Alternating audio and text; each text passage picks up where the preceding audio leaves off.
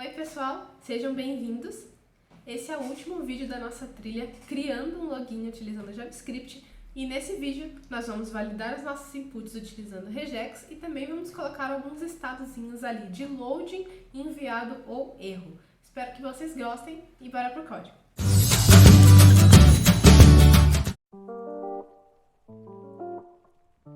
Para começar, nós vamos criar duas funções, a primeira sendo para validar o e-mail e a segunda para avaliar a senha. A primeira a gente vai usar uma regex, mas de uma forma bem simples, e a segunda, nesse caso aqui eu vou estar utilizando somente o length, né, o tamanho da nossa string de senha, já que não tem muito o que a gente fazer, já que precisa, né, seguir aquela regra. Então, não vou colocar que precisa de caractere especial, nem que tem que ter uma letra maiúscula ou minúscula. Eu vou deixar só o tamanho mesmo, só para mostrar como seria mais ou menos uma validação mais simples. E aí a gente vai melhorando, né? Conforme vocês quiserem, vocês podem ir colocando mais funcionalidades e mexendo, colocando outra API para enviar e colocando mais validações assim, do jeito que vocês quiserem. Então, para começar aqui, eu vou criar a minha validate, que recebe um event, e aqui dentro eu vou estar colocando o meu input, que vai ser o meu event.current_target. Agora, para regex, eu vou estar pesquisando, né, uma regex no Google. Basta vocês colocarem no Google regex validate email. E basta colocar ela aqui, né, numa variável para a gente poder usar lá no teste. E aí o teste vai ser e-mail test, o meu regex.test, e aí eu vou colocar o meu input, .value. E agora sim a gente vai utilizar. Então a gente vai pegar aqui a resposta do e-mail teste. Se ele não for verdadeiro, se não passar, né, aqui na validação da nossa regex, pegar o meu submit button e vou. Então aqui a gente tem que passar duas strings, vai ser disable e disable. E para o input, né, que é o que a gente está selecionando, eu preciso pegar aqui a bordinha, né, para fazer com que ela fique vermelha. Então eu vou pegar o next element sibling, que basicamente é o próximo elemento seguinte, né, depois do nosso input. O nosso próximo elemento depois do input aqui, se a gente vier no HTML, é o span, né, do nosso border. E eu tô fazendo dessa forma para ele não pegar, né, se eu pegasse todos os spans, ele ia colocar o vermelho nos dois. Mas eu não quero isso, eu quero pegar diretamente o elemento seguinte do input que a gente está testando. Então, ele vai ficar vermelho, mas vai ficar vermelho somente aquele que seja embaixo do input de e-mail. Então, aqui eu vou adicionar um classList.add, que vai ser o error. Se não, eu vou remover o atributo disable, e embaixo aqui eu vou fazer a mesma coisa com o next element sibling, mas eu vou remover o classList error. E aqui está pronta a nossa função de validar e-mail. E nisso a gente já pode testar ela aqui embaixo. Input e-mail ponto add event listener, aqui no input, no evento input, eu vou passar minha função validate e-mail. E aí é só a gente vir aqui e testar. Ele já colocou o erro porque ele não está passando, né, como um e-mail normal. Olha, ele está colocando o erro porque a gente não tem aqui o que um e-mail tem, né? Por exemplo, @a.com. Nisso ele já tirou o erro e já está certinho de novo. Agora a gente precisa estilizar isso, né? Para mostrar que está errado e que a gente não vai conseguir fazer o login. E para isso a gente vai começar a criar alguns estilos aqui. Primeiro vai ser o nosso botão com erro e depois vai ser o nosso botão desabilitado. Então aqui o nosso input error, eu quero que ele simplesmente seja vermelho. E o meu botão desabilitado, disable, vai ter a cor AC, que é aqui um tomzinho de cinza. E aqui embaixo, no meu login input, eu já vou poder colocar esse estilo. Ele é bem simples, a gente simplesmente vai pegar aqui o meu login input border, que tiver a classe error, a gente coloca ele sem espaço, né, para mostrar que ele tem a classe aqui, né, não é outro elemento. E aí, simplesmente a gente vai colocar aqui o background dele como a nossa cor lá de erro, que é o nosso input erro. E a gente vai fazer exatamente a mesma coisa pro after. E aqui, pro nosso login submit, que tiver disable, a gente simplesmente vai colocar aqui o background color cinza que a gente tinha setado lá em cima e um cursor not allowed. O que é o cursor not allowed? Só corrigindo uma coisinha, eu tinha colocado errado aqui disabled sem o A, e aí ele não estava pegando, mas eu acabei de corrigir aqui. Corrijam aí também se por acaso vocês fizeram esse mesmo erro que eu. E aí, a gente terminou de estilizar os dois.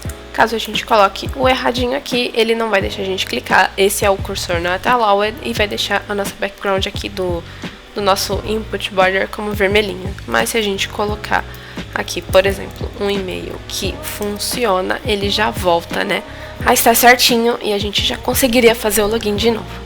E agora que a gente já fez a validação do e-mail usando o regex, a gente vai fazer a validação do input de senha, que vai ser o const validate password. Ele também vai receber o event e vai ser uma arrow function. Mesma coisa aqui, eu vou receber o meu event e vou guardar numa variável. Só que nessa função ela vai ser um pouquinho mais simples e a gente simplesmente vai ver se o input.value.len é menor do que 8. Se ele for menor do que 8, a gente vai parar, né? A gente não vai deixar a pessoa fazer login. E se ele for maior que 8, a gente vai deixar. Então aqui ele vai ser exatamente a mesma coisa, a gente vai pegar o submit button e vai colocar como disable. Aqui o nosso next element sibling do nosso input, no caso é o de password, vai ser também, vai receber a classe error. E se não, a gente vai simplesmente remover aqui o nosso disable do submit button e também a classe de erro do nosso password.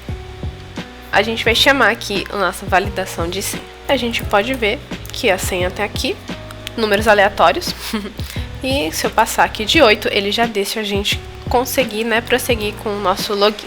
A parte de validação já está funcionando bem, mas nesse caso eu quero deixar um pouquinho mais legal e aí eu vou colocar o quê? Um loading e um efeito de ok e um efeito de erro para quando a gente enviar, né, os dados não ficar ali sem saber para onde eles foram e o que aconteceu. Isso daí é uma má experiência, né? Acho que todo mundo já deve ter ido em algum site que você simplesmente não sabia o que estava acontecendo porque não tinha nenhum feedback. E eu me irrito muito com isso, sabe? Eu não gosto muito de ir num site e não saber o que está acontecendo ali por trás. Então, vamos fazer isso aqui agora. A gente vai trabalhar com o text content do nosso botão. Então, assim que ele começar aqui, a gente clicou, ele já vai começar, né, o processo para fazer o fetch e trazer os dados pra gente. Então, nesse exato momento, eu quero que quando eu clicar, ele insira, né, o loading escrito ali no botão. Então, aqui o submit button.textContent vai ser igual a loading.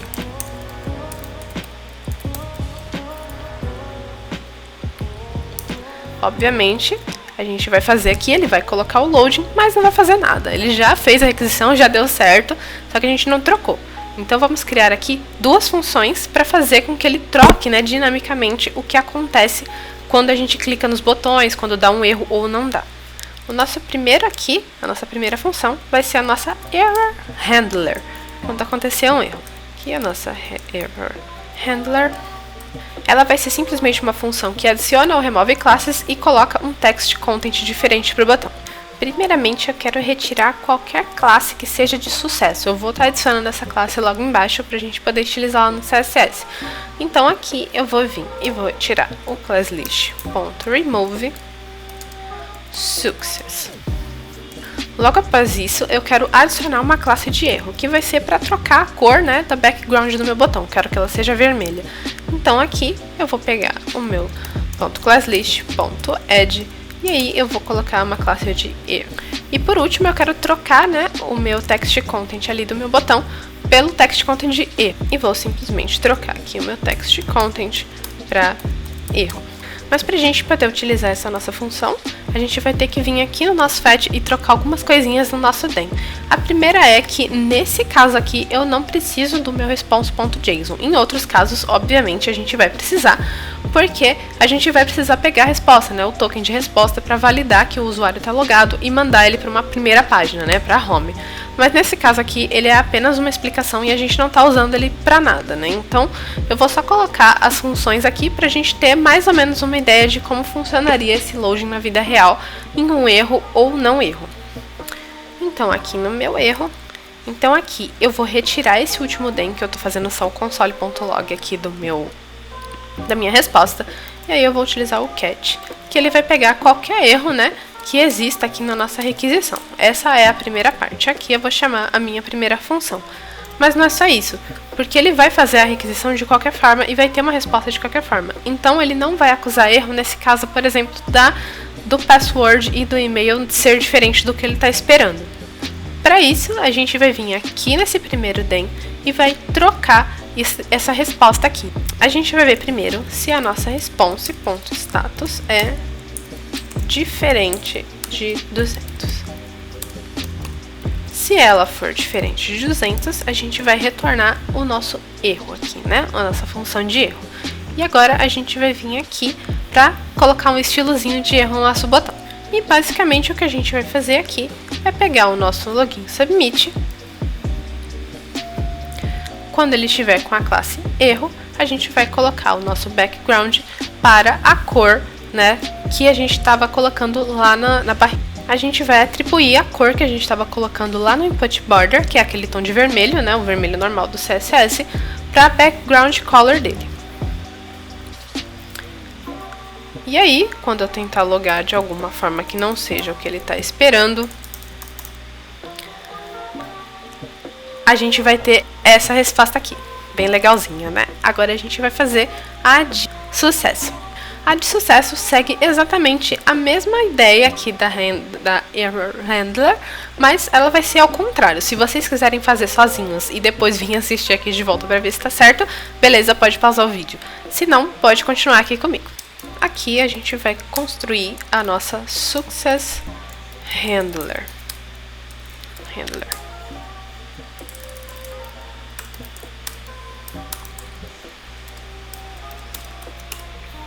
E ela primeiramente vai remover a nossa classe de erro. Então daqui ele vai remover a nossa classe de erro, que dá, né, a cor vermelha. Logo depois a gente vai adicionar a classe de sucesso, que é a que a gente estava removendo lá em cima. Então, success. E por último, a gente vai simplesmente colocar aqui um text content que vai ser de enviado. Então, aqui tá certinho, a carinha feliz, já tá mostrando aqui, deu tudo certo. E aqui a gente vai vir, ao invés do if, né, aqui, ao invés de ele rodar essa primeira função, ele vai rodar a nossa Success Handler. Eu vou colocar um return aqui só para ele cortar o fluxo, né, e não e depois, né, por algum motivo ele refazer, né, tudo isso daqui e vir para Success Handler. Então ele retorna aqui e já corta o fluxo, se por acaso tiver erro. Se não, ele já vai cair direto aqui na nossa tela de sucesso. E agora a gente vai criar aqui um estilo de sucesso para o nosso botão. Então, quando ele tiver sucesso, a gente vai colocar esse RGB 18151.107, que é esse tom de verde um pouquinho mais escuro, né, mais fechado, na background. E isso é bem simples, a gente simplesmente vai vir aqui embaixo e vai atribuir a cor do nosso background para o var button success. E agora a gente já pode testar. Vindo clicar aqui, ele já fica verdinho e já mostra que deu tudo certo. E a gente já vê ele funcionando normalmente, sem deixar a gente logar. A gente vai precisar colocar aqui um e-mail que funciona para ele conseguir colocar aqui pra gente. A gente também tem que colocar no mínimo 8 caracteres, mas mesmo se a resposta não for o que ele está esperando, ele vai retornar um estadozinho de erro aqui no nosso botão e tá pronto o nosso login com validação. Bem, pessoal, esse foi o vídeo. Eu espero que vocês tenham gostado bastante e tenham aprendido sobre validação de inputs. Nos próximos vídeos eu vou voltar a fazer vídeos naquele estilo espaçado, falando sobre assuntos diversos sem ser exatamente uma trilha. Não se esqueçam de me seguir lá no meu Instagram, onde eu posto bastante conteúdo legal sobre front-end. Inclusive, vou começar a postar bastante coisa sobre JavaScript e nós nos vemos nos próximos vídeos.